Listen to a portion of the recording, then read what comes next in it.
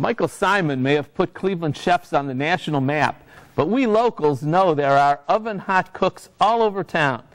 Featuring the cream of our own homegrown crops seemed like the perfect ingredient for a delicious new cookbook.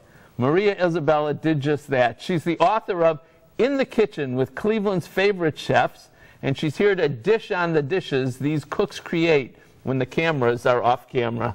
Thanks for joining us today, Maria. My pleasure. So, who are the chefs that share their secrets with you? Well, I actually featured 35 of Cleveland's top chefs.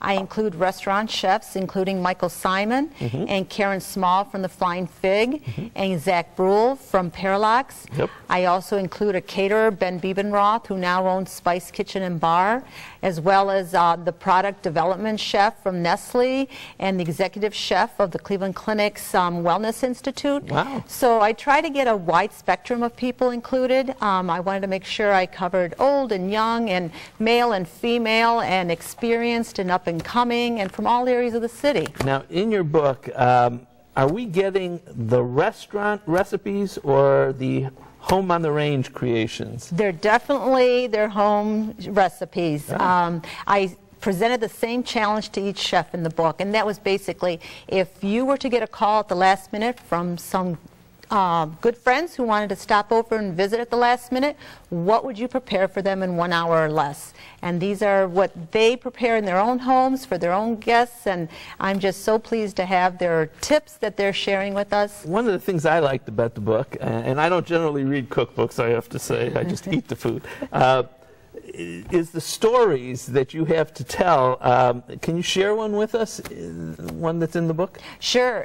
There's one particular that was fun was with Matt Del Reno, who is the executive chef at the Cleveland Browns Stadium. And he trained at Le Cordon Bleu Culinary Institute. He externed at Disneyland in Paris. He has cooked for celebrities like Aretha Franklin and Tony Bennett. And now he oversees all the restaurants at the stadium as well as the catering events for the suites and private events.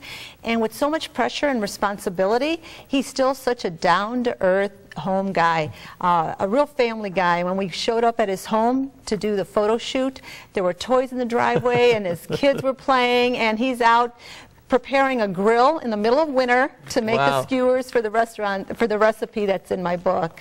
That's very good. So not all of us may know the names behind the famous places, but we will recognize the restaurants since they're all right here in town, right? That's right. Just take a quick look at the table of contents and you'll be able to find restaurants in your own neighborhood from Melt to Momocho. Yep. And there's a wide variety of places that I'm sure you're familiar with. Blue Canyon, Johnny's Bar, I mean, they're just Moxie's, they're all over here. That's right. And a lot of my readers have said that they're surprised at that they went to school perhaps with one of the chefs or they grew up in the same hometown. So it's really, they're fascinating stories about each chef involved. Now, are you just not just, but are you a writer, or do you also cook, and would someday you consider opening your own place? I don't think so. I'm going to leave that to the chefs. It's a hard job. It really is. There's a lot of pressure, a lot of long hours, a lot of heat in the kitchen, so I'm just happy to let them do what they do best. Well, and you did this best, so thank you very much. With Maria's book, In the Kitchen with Cleveland's Favorite Chefs, you can enjoy a home visit with over 30 creative cooks. Plus, you'll have a roundup of recipes to taste and try. To feast on the facts, use the information that's coming up next. To order the book, call 419-281-1802. And to learn more about the author, visit www.maria-isabella.com. Next, wishing you a healthy new year.